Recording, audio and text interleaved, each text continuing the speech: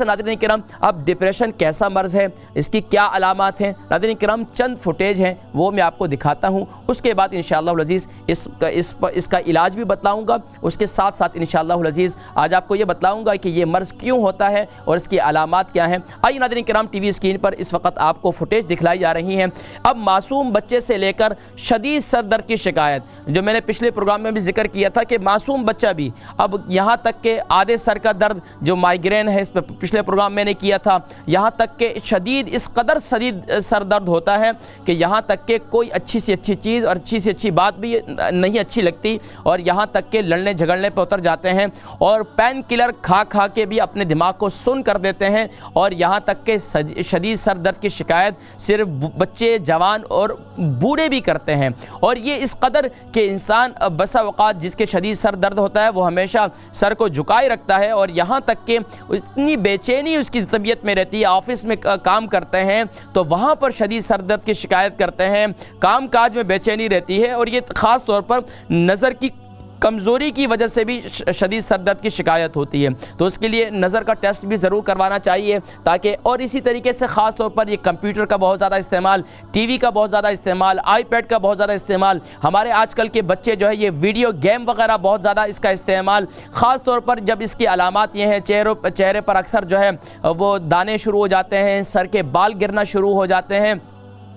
اور یہاں تک کہ یہ سر درد کی وجہ سے مختلف اور بیماریاں بھی جنم لینا شروع کر دیتی ہیں، بلڈ پریشر ہائی ہو جاتا ہے، یہاں تک کہ دماغی امراض جنم لینا شروع کر دیتے ہیں، دماغ کمزور ہو جاتا ہے، چہرے پر جھریاں پڑنا شروع ہو جاتی ہیں، چہرے پر جھریاں جو ہے بہت زیادہ بڑھ جاتی ہیں، اور یہاں تک کہ دماغ ہر وقت سن رہتا ہے، دماغ میں کوئی بات ٹھہرتی نہیں ہے، حافظہ کمزور ہو جاتا ہے، اور یہاں تک کہ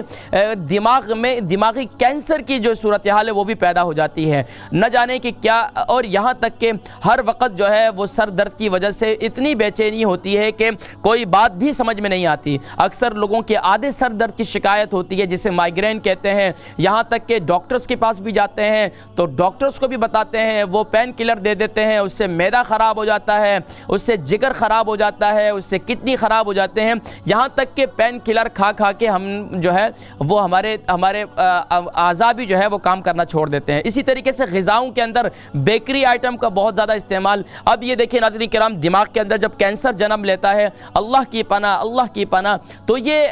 بڑا عجیب قسم کا ایک مرض جو ہے وہ ناسور بن جاتا ہے، اور یہ ہمارے خاص طور پر کھانے پینے کا جو سسٹم ہے،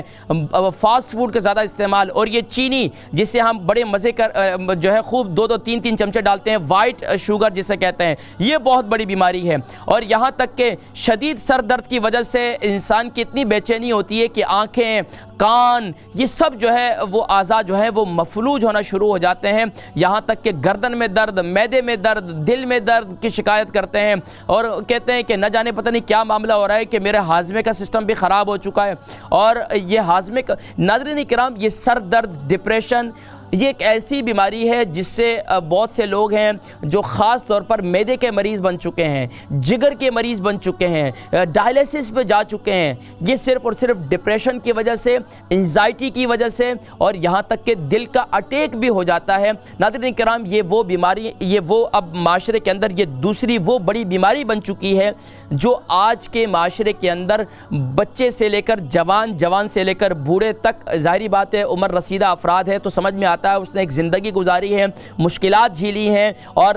مختلف معاملات کا سامنا کیا ہے، لیکن اب بچہ بھی یہ شکایت کرے، جوان بھی یہ شکایت کرے تو یہ بات سمجھ سے باہر ہے۔ بہرحال ناظرین کرام معاشرے کے اندر اب تو یہ بیماری بن چکی ہے، ڈپریشن، اور ڈپریشن کے مریض خاص طور پر اس کی علامات یہ ہیں، انزائٹی کے مریض کے علامات یہ ہیں، وہ رات کو بیڈ پہ جاتے ہیں، تھوڑی دیر سوتے ہیں، 1 گھنٹہ سوتے ہیں، پھر آنکھ کھل جاتی ہے، اس کے بعد نیند ہی نہیں آتی، یہ بھی ایک علامات ہے۔ یہ بھی اس کے بعد ایک علامت یہ بھی ہے خاص طور پر نیند سے فوراً اٹھ کر بیٹھ جانا، فوراً گھبراہٹ کی شکار ہو جانا، اور دل کرتا ہے فوراً دروازہ کھولوں، گھر سے باہر نکل جاؤں، یہاں تک کہ ٹوائلٹ کے اندر ہیں، غسل بات کے اندر ہیں، وہاں نہا رہے ہیں تو دروازہ بند نہیں کر سکتے۔ یہ بڑی عجیب سی کیفیت، دل گھٹ رہا ہوتا ہے، دل جو ہے وہ خاص طور پر گھبراہٹ شروع ہو جاتی ہے، اور نہ جانے پھر ہمیشہ یہ کیفیت طاری ہوتی ہے، پتہ نہیں اب نہ جانے کیا ہونے والا ہے میرے ساتھ، اب کیا ہو جائے گا۔ بچے باہر گھر سے جاتے ہیں، ہسبینڈ چلے جاتے ہیں، بیٹا چلا جاتا ہے، بھائی چلے جاتے ہیں، تو فکر رہتی ہے پتہ نہیں ان کو کچھ ہو جائے گا، ان کو کچھ۔ تو یہ سب علامات ایسی ہیں جو ڈپریشن کی اور انزائٹی کی علامات ہیں۔ اس کے لیے ناظرین کرام، مومن کو اللہ کے نبی صلی اللہ علیہ وسلم کی تعلیمات کے اندر مایوسی اس کی زندگی میں نہیں ہے، اس کو مایوسی، اس کی تشویش اس کی زندگی میں نہیں ہونی چاہیے۔ اس کی ایک وجہ یہ ہے کہ ہم نے اللہ کے نبی صلی اللہ علیہ وسلم کی تعلیمات کو پس پش ڈال دیا ہے، کہ اللہ کے نبی صلی اللہ علیہ وسلم کی تعلیمات کے اندر سبحان اللہ مومن ہمیشہ پر امید ہوتا ہے، مومن ہمیشہ جو ہے وہ اگر اس کو کاروبار میں نقصان ہوا ہے تو ڈپریشن میں نہیں جاتا، اگر ایک بیماری اسے آ گئی تو اس کے بعد بھی اس کا یقین اللہ پر ہوتا ہے،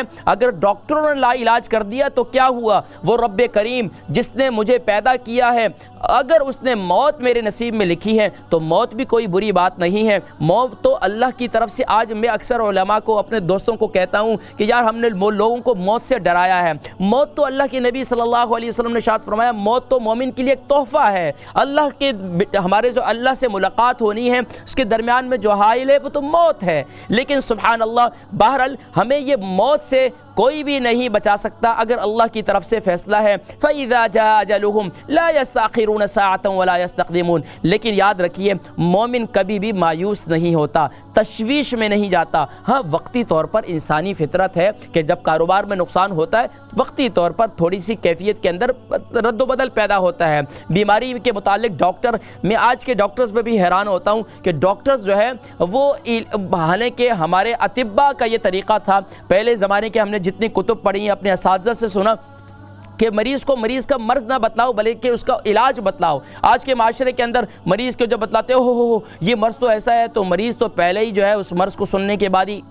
اس کی جو ہے چھٹی ہو جاتی ہے۔ بھائی مریض کو مرض نہ بتلایا جائے بلکہ مریض کو علاج بتلایا جائے۔ یقین جانیے ہمارے کراچی کے اندر بھی حکیم مرسلین ہوتے تھے اور وہ جو ہے وہ کسی کی نبض پکڑتے اور کہتے ارے کمال ہے تمہیں تو کوئی بیماری ہی نہیں، ان کے پاس کوئی جاتے تو بیماری کو وہ سبحان اللہ وہ اس طرح ہی ٹھیک ہو جاتے۔ بڑے بڑے حکماء میں نے اپنے اساتذہ کو دیکھا، میرے استاد محترم کے پاس بھی کوئی ہم ان کے پاس بیٹھتے جو میں نسخے آپ لوگوں کو اتنے آسانی سے بتلاتا ہوں، میں نے ان کے پاس بڑا وقت گزارا ہے، بڑی محنت کی ہے، ان سے پھر نسخے لیے ہیں، لیکن آپ کو ماشاءاللہ آسانی کے ساتھ میں یہ بتلا دیتا ہوں۔ تو ناظرین کرام آج آئیے اس کا علاج کی طرف، کیونکہ اب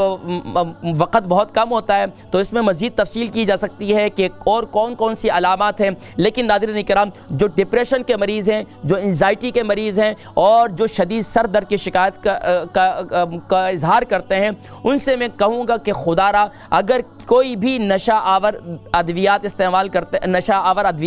کرتے ہیں یا نشہ آور چیزیں استعمال کرتے ہیں سب سے پہلے ان کو چھوڑ دیجئے، ایک بات۔ دوسری بات خاص طور پر اس کے ساتھ ساتھ ہمیں ایک غذا کے اوپر اپنی بھرپور توجہ دینی چاہیے۔ اللہ کے نبی صلی اللہ علیہ وسلم کی تعلیمات کے اندر سبحان اللہ مختلف غذائیں ہیں